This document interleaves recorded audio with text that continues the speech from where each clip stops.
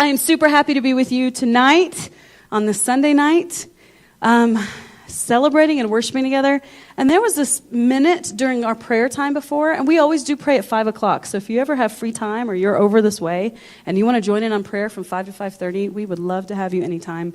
But our leadership always gets together and prays during that time. There's this time I was just kind of standing at the back, just watching, and like, dang, we got a great church.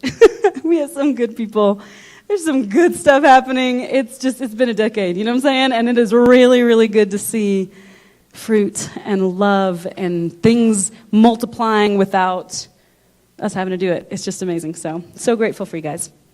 Tonight, I'm going to tell you about a young man who grew up in the 40s, who had a very entrepreneurial spirit, okay? So this young man, as a boy, he sold chewing gum to make money, Coca-Cola bottles, and weekly magazines. He worked in his grandfather's grocery store. So he's a kid, he's doing all this. In high school, he made money delivering newspapers, selling golf balls and stamps, and detailing cars. So what did this kid not do to make money?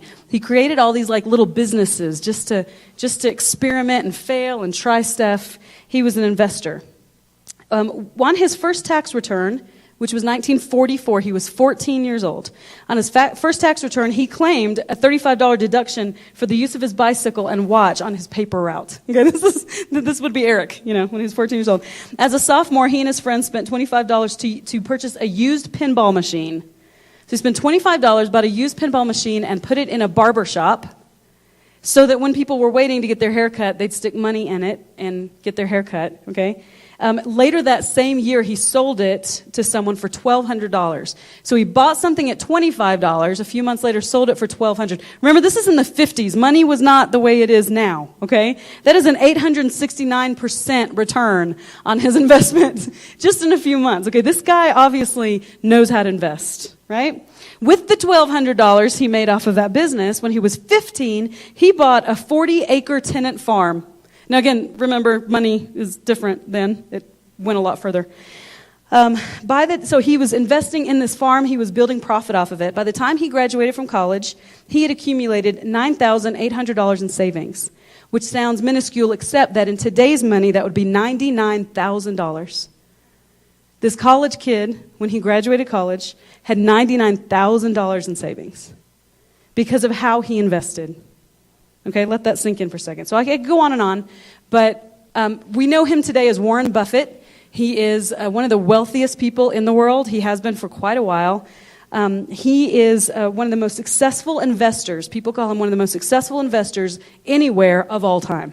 He just had a savvy for it, but he worked super, super hard, right? For a decade, he was the wealthiest man in the world. He went right past Bill Gates for about 13 years. Now he is the second wealthiest person in the U.S. and the fourth wealthiest person in the world. The fourth, okay? Billions and billions of people. And he's number 4 as far as how much money he has. Interesting little note. In 2009, he and Bill Gates and Mark Zuckerberg formed, The Giving Pledge, which is where billionaires pledge to give away 50% of their income or more. And a bunch of people have joined this. He actually has a goal to give away 99% of his income. And he's very philanthropic. He has already started. He's got a lot of money. He's worth $76.9 billion right now. So 99% of that's pretty good. So there's going to be a lot of wells built somewhere, Now think for just a second. How does someone do something like this? Now he had some amazing privileges put his way, to be sure. He wasn't poor growing up. He had resources. He had an education. His parents paid for college while he was saving up all this money. But they didn't gift him with millions and millions of dollars to go start his first thing. He started everything that he started just from this platform of having had a lot.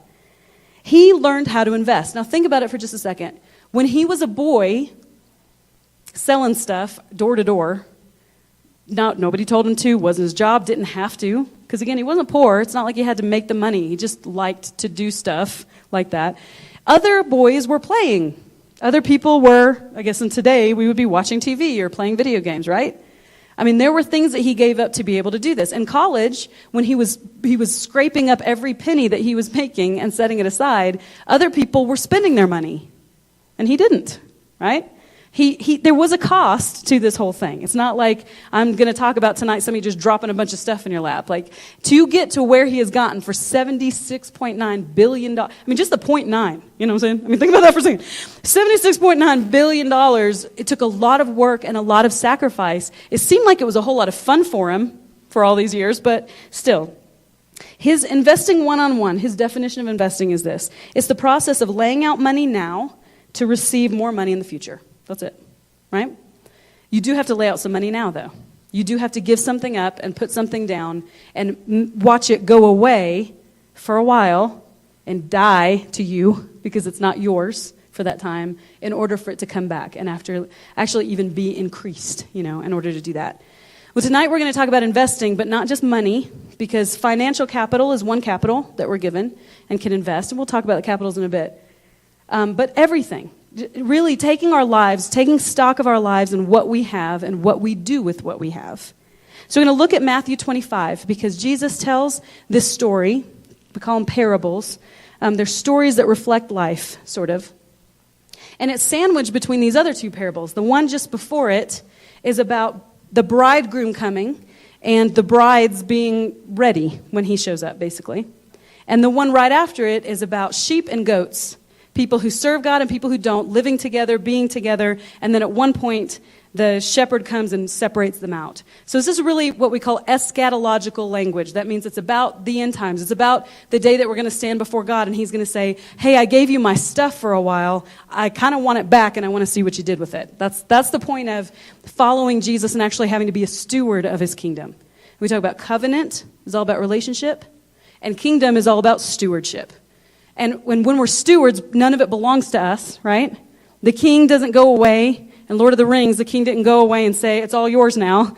The steward was supposed to take care of his kingdom, and one day he was going to come back, The steward's not the king. He thought he was, which got him into trouble, Oh, Denethor.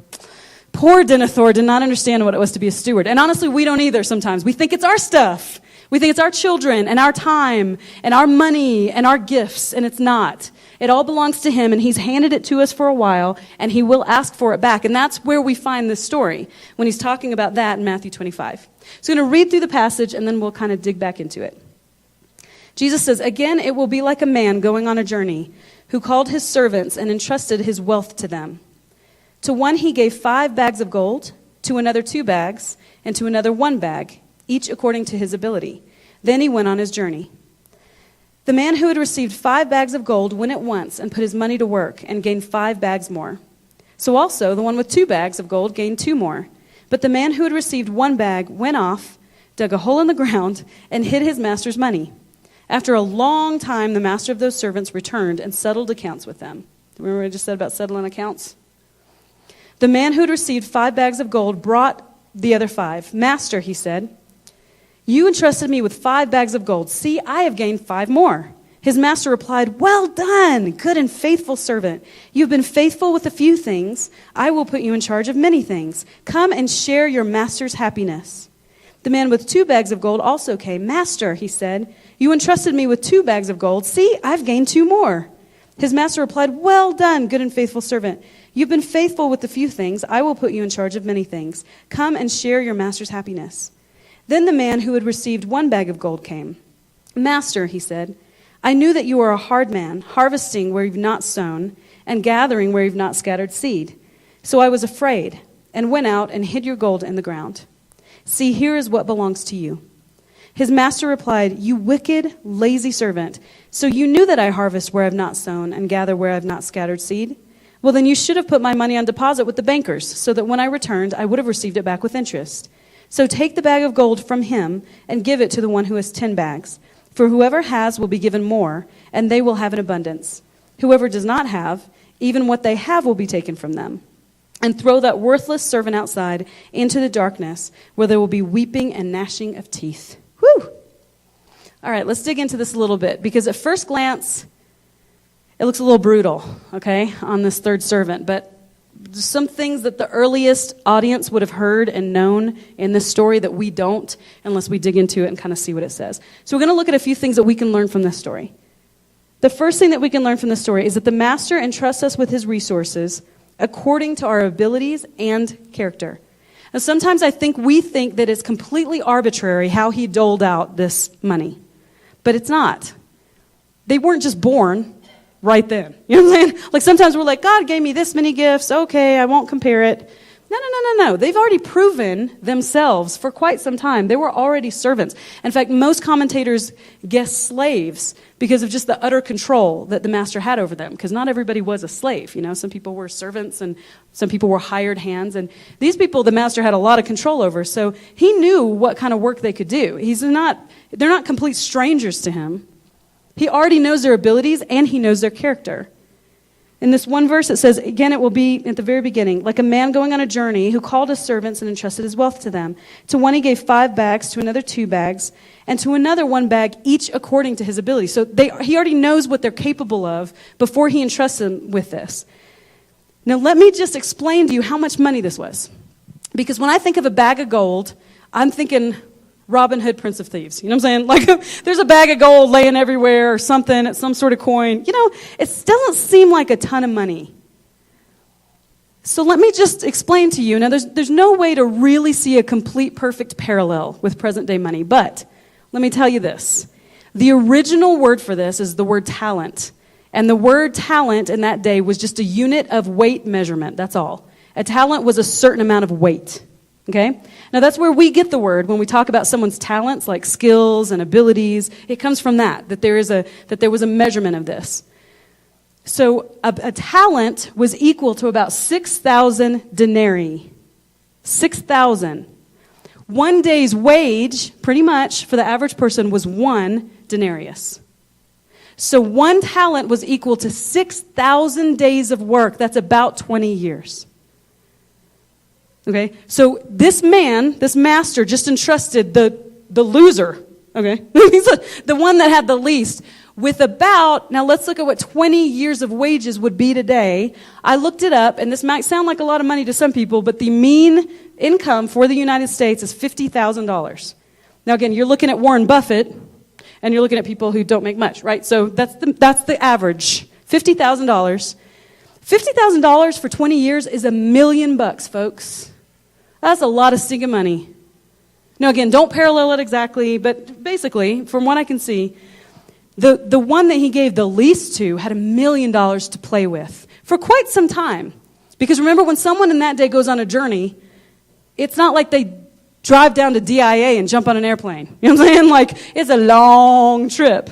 And he's comparing this story to the bridegroom coming back, you know, to like Jesus coming back one day. So clearly they're left there for a long time with a lot of money to play with.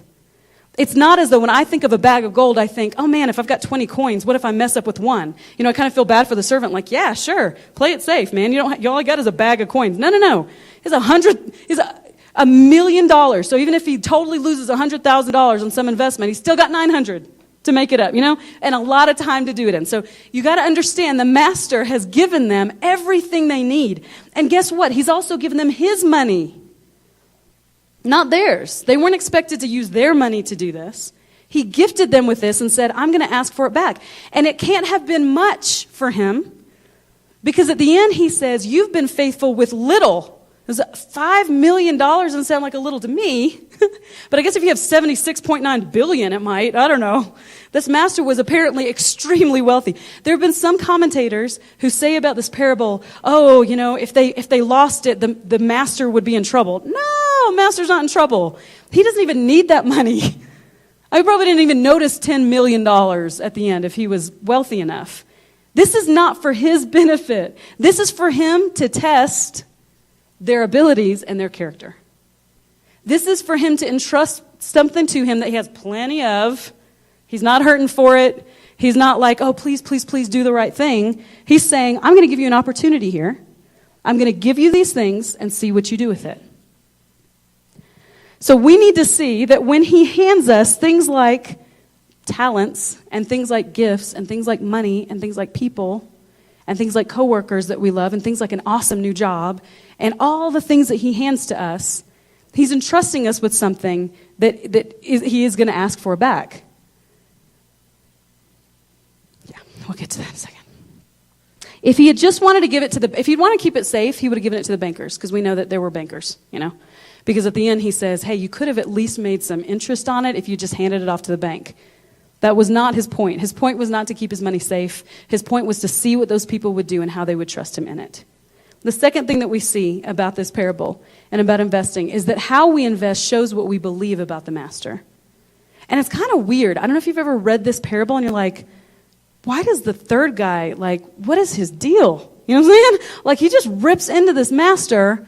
It doesn't seem smart. I don't know. You're just kind of thinking, what is going on with this guy? And it almost looks like, by the way the master responds, that the guy's right in how he criticizes him. But you got to, again, look a little deeper to see what's happening there. The first two servants seem to understand the generosity and the graciousness of the master. They seem to have this innate trust. I mean, if somebody hands me $5 million, this is like Eric's dream, right? Somebody please let me play with all that money. To invest it, into things, of course. If somebody handed you that money, what would that tell you about how they believe in you? I mean, what would that tell you about what they think about you? I would be standing there thinking, what an honor. Are you kidding me? You believe that I can actually do something with this? It's challenging, right? They're expected to do something, but it's also incredibly invitational. That if a master who has all of this doesn't need me, but wants me to be a part of this whole thing and is going to teach me and raise me up and see things happen through me, that's a pretty kind of astounding statement. And those first two servants seemed to understand that. They didn't seem to be fearful. I mean, for someone to multiply, to double the money, they would have had to make some risky investments at some point. And that guy wasn't afraid that the master was going to do something awful to him. In verse 21, it says, his master replied, well done, good and faithful servant. You've been faithful with a few things, a few dollars, I guess. I will put you in charge of many things. I wonder what that looks like. Come and share your master's happiness. Now, share your master's happiness. Do you hear that? That is not normal for a servant who makes money. In the first century, a faithful slave might be rewarded with wealth or greater responsibility, which these people are, but maybe even freedom. But to enter into the joy of the master, in another translation it says, enter into my joy. What? That's relational. That actually almost even makes you think of changing the status of the slave to more of a partner. He says at some point, I'm not just going to let you keep doing things for me. I'm going to entrust you with stuff. I'm going to help you build something. I'm going to bring you in and let you be part of my joy. I mean, what job would you be like, hey, look, I did a good job. And your employer is like, oh, that's great. You get more responsibility. You get a little higher pay. And you're going to share in my joy. You'd be like, what in the world is that about? I mean, it was clearly very relational, covenantal language. And it's possible that these servants already knew the master was like that because they didn't just meet him yesterday. They knew his character. They knew how he would respond. They knew that he would show love and compassion and grace. But the third guy doesn't seem to think the same way about the master. He says, then the man who had received 1 bag of gold came. He says, Master, I knew you were a hard man, harvesting where you've not sown and gathering where you've not scattered seed. So I was afraid and went out and hid your gold in the ground. See, here's what belongs to you. So he says, you're kind of a bad guy. And so I was afraid, and so you can't really blame me. And look, all of your one talent is intact, so get off my back. Now, here's what it looked like for this guy to go bury this. I just got to tell you, this is 70 pounds. The weight of measurement that a talent was about 70 pounds of something. Okay, that's the point. It was a unit of weight measurement. This dude took 70 pounds out into his backyard. I don't know, where do you bury stuff? And dug down deep enough. Now remember, this guy's gone probably for years, this master. Again, this is a fictional story, but I'm just saying. Think about, this is why Jesus is coming up with this absolutely ludicrous example. He goes to all the work, the extra efforts that he had to go to instead of just taking it to the bank. This is not a fearful thing. This is why the master calls him out and says, if you were really afraid, you'd have just taken it to the bank because it would have been far more secure there than in your dirt where robbers could see it or somebody could come steal it. I mean, think about it. He's calling out his lie. This guy's lying. He's not afraid of the risk. He just doesn't like the master. And he's thinking, you're not getting a penny out of me. I'm not doing a single thing for you because I don't believe that you want my good, and I don't care about you, and I don't think you care about me, so I'm just going to go bury it under the ground. I'm going to insult you to your face, and for some reason thought he would get away with it. He had to get it to a place and secure it in such a way as to protect it from moisture, elements, and decay. Dig a hole both large enough to conceal the bulk and deep enough to hide it from unwanted eyes. I mean, that's a lot of work. Instead of just taking it off to the bank. So you understand, like, this is not I've always taken this parable to mean like, oh, we're so afraid of risk. That's not really what's happening here with the third servant. He just doesn't like the guy.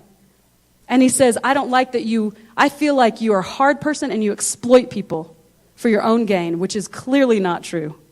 And so the master doesn't even say, no, that's wrong. He knows the guy's character already. That's why he gave him 1 talent. That's why he gave him the test just to see what he would do with it. And he's not surprised. Because he says, well, actually, if that were really the case, here's what you have done with it. So I'm calling out your bull. And by the way, I don't really need you to make money. I just was trying to test you and see if you do anything with it. This is all about his motivation. We understand how he's lazy, because I don't know how long this guy was away, but his one job was to make money, and the guy buried it in his yard. So what was he doing all that time that the other guys were making money? He is lazy, for sure. But wicked, normally I read this, I'm like, how's he wicked? He's just super fearful. No. He was wicked because what he decided about the master determined how he invested or did not invest what he had. His accusations are wrong. The reflection that he makes on him is wrong. And really, the point of it is when you see these first 2 servants compared with his, you have to think, what's the deal here?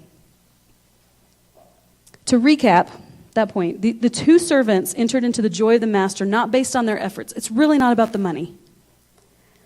Not because they doubled his money, but because of the response of faith in their hearts toward their master. Believing that what he said was right. Believing that he would follow through well. Believing that his character was good. The master wasn't concerned about the money, but rather the relationship to his servants. The wicked servant was motivated by unbelief because he failed to believe the character of the master. He rejected the invitation to enter into the master's joy, while the first 2 servants received it with joy. That's what it was about. And how we invest the things that God gives us tells a lot about what we think about him too. Sometimes it is fear, sometimes it is risk, but sometimes it is like, nah, you didn't give me that thing I wanted. I really wanted it. You're kind of meanie pants. I don't think I'm going to do anything for you. I finally made my way. I've done all this myself. Look at all this hard work. You didn't give me anything. I did it all. And I'm not giving any of it back. I'm just going to sit here. It's going to stay in my yard. And when you come back for it, sure, I'll dig it up and show it to you so I can throw it in your face. But I'm not going to make anything of it. The third thing that we learn is that investing ultimately rewards risk and hard work. Because it is risky to invest.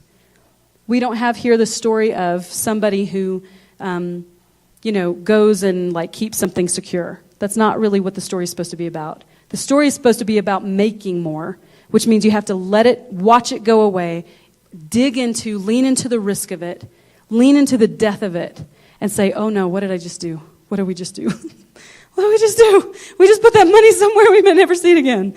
Yeah, that's the risky part of investment. You may not, but you may. Do the best that we can in what we have and where we feel like God is leading to put things, right? He says in verse 29, for whoever has will be given more, and they will have an abundance. Whoever does not have, even what they have will be taken from them. That doesn't seem fair, does it? But now think about it in terms of that character thing and why we invest what we have. Because he knows he can trust us.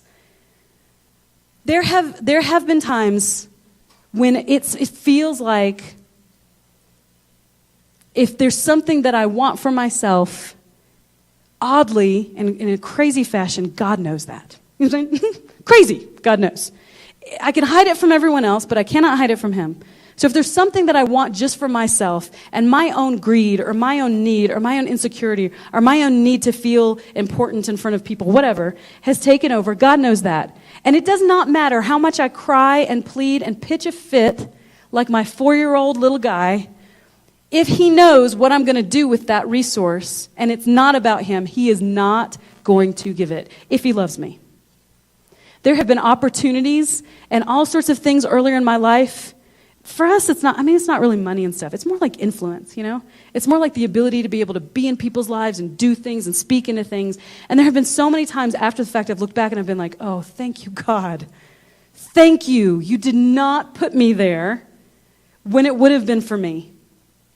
It's about the time that I don't care anymore, and I don't want it anymore, and it's a big old pain in the butt that he starts to bring those things along, right?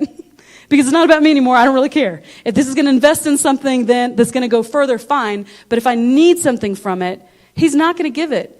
The point is that what we have is based on what we've been given. And I'm not saying, that people who are in poverty, don't have strong character, or anything like that. I'm just trying to say that there are lots of different capitals. There's lots of different things that we look at with this. But really, what I already have is based on what I have done with it. And where I will be in 10 years is based on what I will do with that. Warren Buffett wants to give away 99% of his income. And it's really big. And I mean, how much do you need to live on? Seriously. So it makes sense. But how many people are doing that? Not too many, I mean, 99%. I haven't done the math on that. Somebody who's good at doing math in your head. I mean, how much does that leave him with? It's still pretty good. $769 million is the 1%?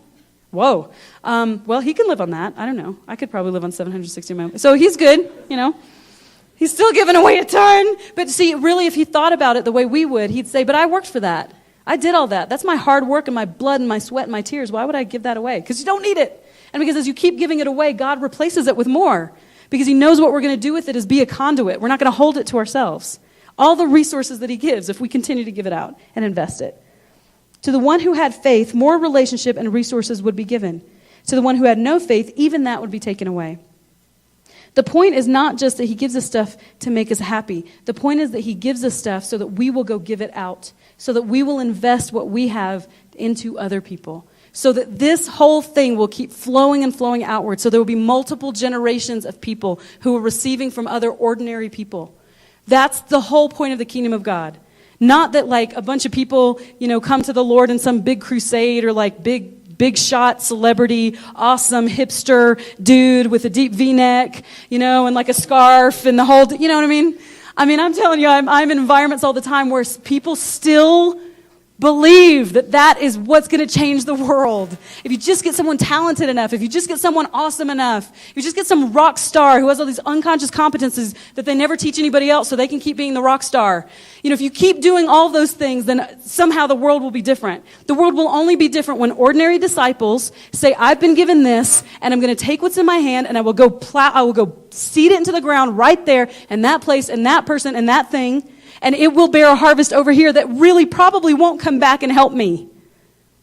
If a farmer ate everything that came from a harvest, they'd probably be really full, but guess what they wouldn't have the next year? You got to take some of it and sow it back in for the next year, right? I mean, it's great to enjoy it, but we have to keep sowing it. Mother Teresa said, I used to believe that prayer changes things. Now I know that prayer changes us, and we change things. Prayer changes us. We can pray all day long for injustices to be fixed, but guess what? Prayer changes us, and then we go out and do something about it in the power of the Holy Spirit, right? We're the ones who God has said, I've already put the tools in your hands. Stop asking for more tools. Stop wondering if you have enough. Just go use the frickin' hammer and build something. Just start with that. You may not have everything. You may not have a chainsaw that's awesome and amazing. And maybe looking at our gifts thinking, when I get to the point where I have something that's easy and fast and inconvenient, then I'll go do that. Instead, he's like, here's a nail, here's a hammer, go build a house. Like, oh, that's what this church plant feels like, to be honest. Like, here's a couple of little tools. You don't get much more than this. Just start at it. And as you go, you kind of pick up tools. You kind of pick up people who want to be a part of it. You kind of pick up ideas. You kind of pick up God more and more, and one day there's a house. We've got to start with something, or he's never going to give us. He's never going to give us the power drill if we don't do something with the screwdriver. Right? Am I mixing too many metaphors? I do that. So here's some questions for us. What is God saying to me? You guys know these questions. We always ask, boy, what is God saying to me? Because it's different than what he's saying to someone else. The point is, what do I have? What do I already have in my hand? What do I already have? There is something that we already have. We're not to be waiting around till someone hands us $1 million and says, go play. It's not the point of this parable. The point is, what they had determined how much he gave them, and then what they did with that determined where they went next. We all have things in our hands. Think about the 5 capitals, okay? Spiritual capital is love and power. It's scripture. It's prayer. It's being an amazing, joyful person around other people that lifts them up. It's all those intangible, spiritually little things. You know, if you're going to fast for somebody, and text them afterwards. I fasted for you today. I mean, if somebody got a text that said, I fasted for you today, like, they'd probably pass out. I mean, that's a big deal, right? I mean, maybe you don't have anything else, but you've got that. And you can give that. Prophetic words to one another. Sometimes I think about things about one of y'all, and I forget it. I'm not lying. And if I don't go write it on your Facebook page, or text it to you right then, or write it in a stinking card, I'm going to forget it. And I feel like the Lord says, I just gave you something to invest somewhere. And you missed it. It was real encouraging to you, but it didn't encourage Kyle. I meant it for Kyle. I'm going to invest that thing somewhere. Relational capital is friendship. Really good ones, okay? Not like the duds. Good family and friends, friendship. We all have that. And sometimes I have too many friends. I got people coming out of my ears that are like, I love you, and I want to be around you, and what can I do for you? I'm like, you can't do a single thing for me this week. Tyler, before he left town, was like, I'm leaving this day and I'm coming back this day. What can I do these days before I leave? I mean, and I was like, I can't think of it. But when you get back, I do have something that you could do for someone else. I don't think I need anything this week, but I can loan him because he's so giving and such a servant to someone who really needs it. I mean, that's using relational capital and investing it somewhere else. Physical capital is our time and our physical health. There are people who don't have physical health that we can do things for. I mean, the example that we always use for this is helping people move, which is the worst thing to ever do, ever in the world. Everybody hates it. Nobody wants to do it. Nobody wants to show up. It's like, tell me the date tomorrow and I will already have something planned. You know what I'm saying? Like, Eric has told a story. He's shown up multiple times for people who have lived here for 7 or 8 years, and he's the only person who shows up to help them move, especially when you're moving away. It really is a bummer when we move people away. We do not enjoy moving people away, and yet that is part of friendship, right? We can give our time sometimes. There's someone I was thinking about the other night. I thought, okay, how is that person going to make it to this thing when they have a little kid? And I thought, oh, this person's already watching their kids that night. Maybe they'll be willing to watch another kid so that this person can get what they need from a huddle. That's just giving your time. I mean, how much more is that? I mean, we've got 3 children. When I take Sarah and Isaac's kids, it's like almost nothing. It doesn't feel like anything. They're playing with each other. You know what I'm saying? I mean, there's 6 kids in that house. Eric's like, I've got to go somewhere. You know, he's usually like, I just remembered. It's like, you got yourself into this. I'll go help somebody move. You watch that. And I'm not great. It's not like I want to homeschool or lead. You know, this is not my thing. But I can do that. I can give some of my time up, especially if I'm already going to be doing it. To just say, go do something. I got it. I'm not going to call. Somebody had to be bleeding and dying for me to call because you need to rest. You need to relax. You need to do your thing. Intellectual capital, creativity and knowledge. We all have creativity, which are things that come out of us. Ideas, awesome stuff. Some of you are like Pinteresty, artistic. Some of you are like words people. Some of you are everything. I was looking at these people at the stand event, and I'm like, I can't recruit people. I'm not supposed to recruit. I have to every single time I go anywhere, not the worship leader. And he's like the backup worship leader at Matthew and Elora's church. Was like, Leila, don't try to get people to move to the. We've got plenty of amazing people, but like everywhere I go, I'm like, oh, so good. I was just looking at this woman who did this light and map thing, and I was like, if they ever clone people, I can't ask for you, but if you ever have another one of you, could you just come here and do that type of thing? I mean, all this creativity that's like flowing out all the time, and knowledge are things that you've been taught. Some of you know how to do stuff, and you're like, everybody knows how to do that. Nobody else knows how to do what you know how to do. I can guarantee you right now. When we started sitting down years ago, when Eric was meeting with couple after couple after couple, family after family in Missouri, in a pretty low-income place, talking about budgets, I can promise you not a single one of them had ever had someone sit down and say, this is how you do it, and by the way, here's ours. Feel free to look at every cat. That's the imitation piece. Here's ours, not just like, here's how you do it, but like, this is how we pray about where to spend our money. This is how we talk about when he wants something that I think is too much and I blah, blah, blah, and whatever. This is how we do it. That's imitation, right? To be able to see it, that is a gift. That's just knowledge that he had. That he invested somewhere else. It's so simple.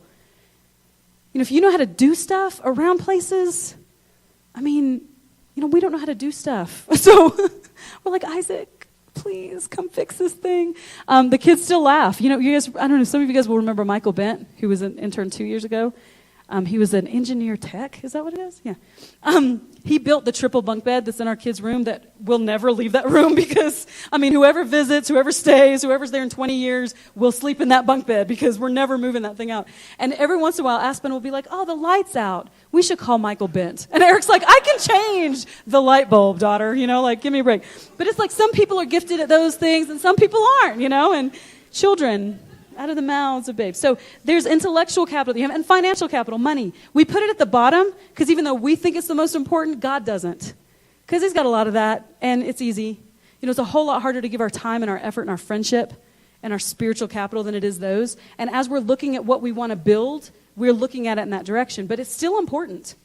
And believe me, when that Suburban was gifted to us, and almost every car we've ever had has been gifted to us, and like nice ones, like I'm embarrassed sometimes.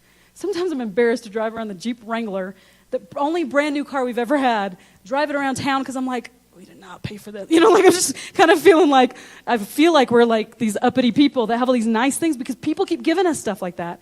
And when they gifted that to us, we didn't even have the title and everything down yet. We had to zip around because 2 weeks after we received that gift, Elora, who used to be on our church planning team, and some of us went down to their church launch last Sunday, in Denver, her sister died suddenly in a car accident. And they were just beside themselves, rushing around, trying to get the kids packed up. And I said, what can we do? And she said, to be honest, I just need one of those DVD players that you can have in the car because it's a long drive and we're going to be in the car for a long time. And I said, we've got a Suburban that has one of those. Why don't you just take that? And immediately it was like God spoke to us and said, everything I give you, give it away, use it to move people, let people borrow it, take everything and the Kia Rio that will not die? People, we have 4 cars. That thing should have been dead 15 times. And you know why I think we still have it? So somebody somewhere can use it. Rochelle used it for a while, and it was almost dead half the time. But the thing will not die. It will not die completely. And what I know is God has some sort of reason for that. He has some person that we can keep giving it to. Like we keep trying to give stuff away and it keeps coming back to us. We keep trying to give away, like sacrificing so that it hurts, and we can't do it fast enough before he replaces it with more. It's just the way God is. He's so good. But he's not going to do that for us if we don't give it. If he thinks we're going to hoard it to ourselves, he's not going to give it. Because we all have enough, truly, don't we? I see this sometimes with loving and serving, people being people of peace. Sometimes people come and they say, I want the big stuff. They don't say it, Nobody ever says it. Nobody ever says what they mean.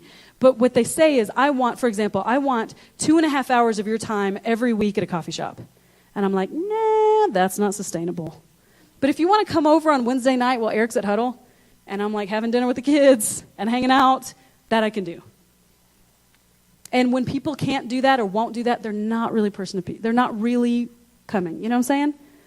There are all kind of. I just a week ago was in New Mexico, and I went to one of the breakout sessions. It was so good. This woman is like, her husband is the pastor. I think she's considered the co-pastor, but she organizes 500 volunteers in this church over all these different, she was giving all these tools and all these resources, and I was like writing down. She wanted me to come and give her input on how well she communicated. I was like, I didn't notice. I was just writing down everything amazing that you were saying. It was just unbelievable. And she said, everybody who wants to lead this particular thing has to be alongside the leader that's there for a year. And the person said, what about the people who are super gifted? And she said, for a year. And I said, what about the people who've been trained in Bible college? For a year.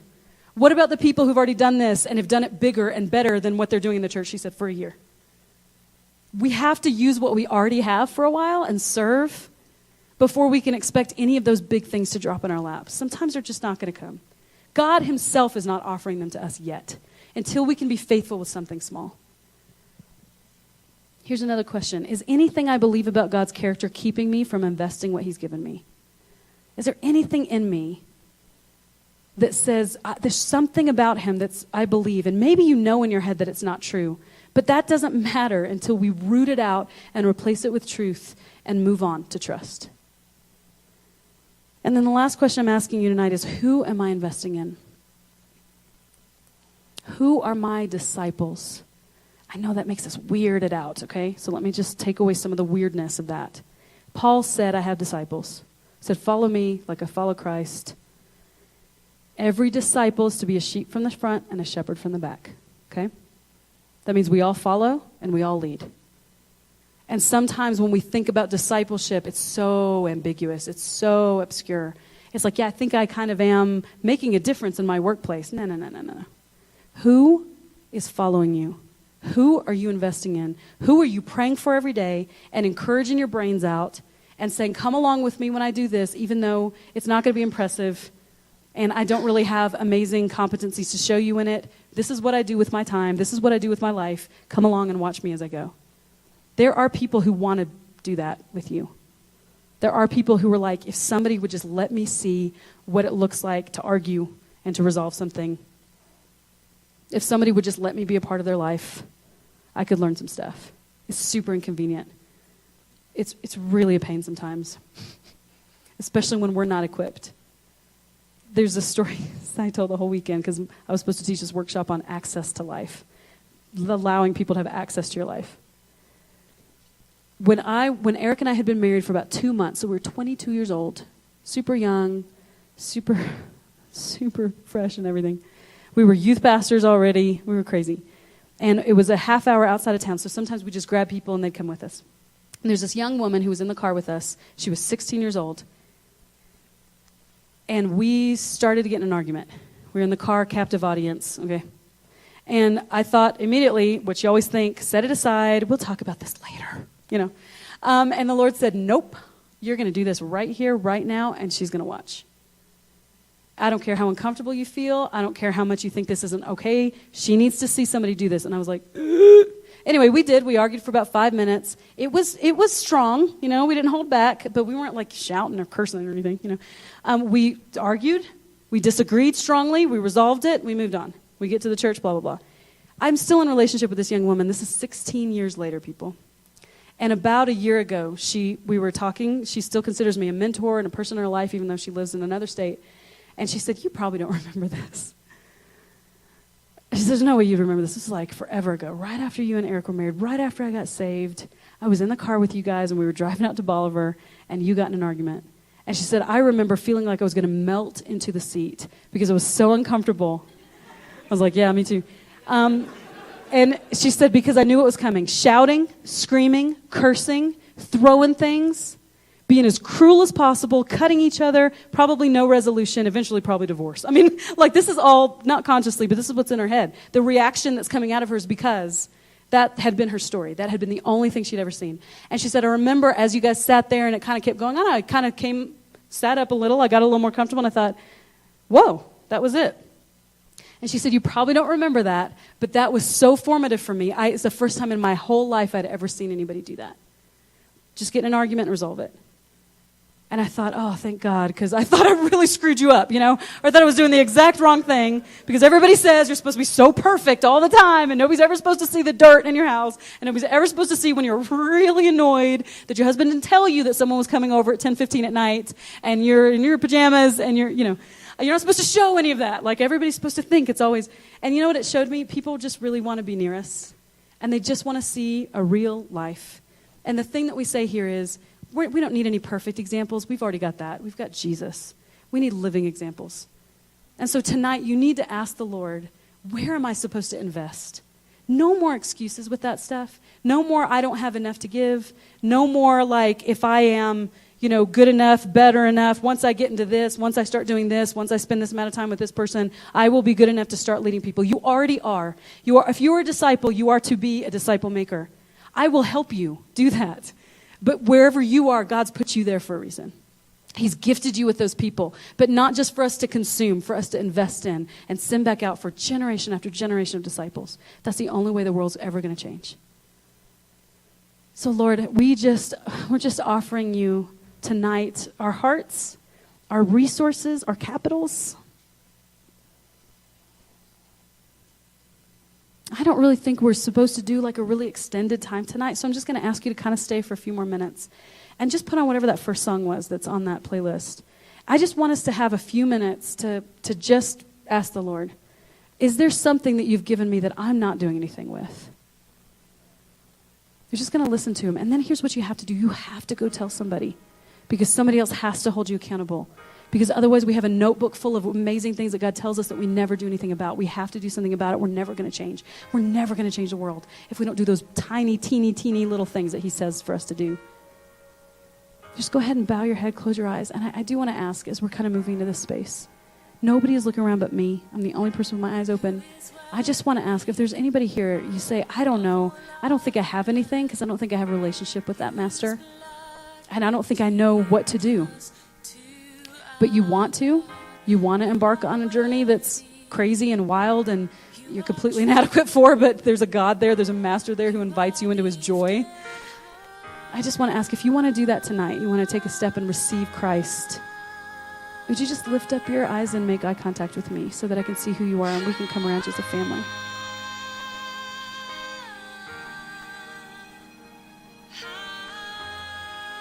Okay, then Lord, we're just submitting to you all of these things, and we just want to listen to you together for a few minutes. If you have to go, that's fine, but we'll end here in a few minutes anyway. And especially if you're kind of newer to our community, we want to be able to chat with you and get to know you. So if you're able to stick around, just do for a few minutes. And let's just let him speak. Because he's always speaking. He's always saying something. And it's probably through something in this message that stood out to you. That is God trying to get through. So just going to listen for a few minutes.